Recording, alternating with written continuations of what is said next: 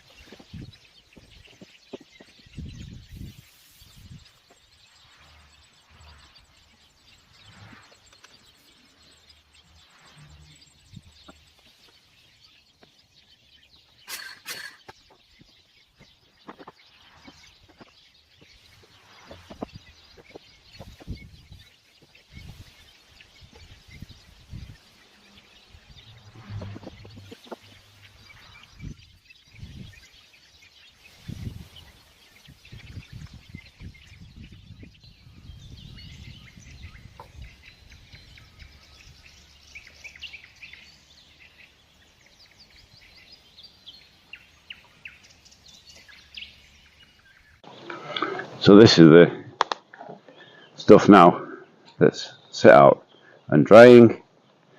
This is the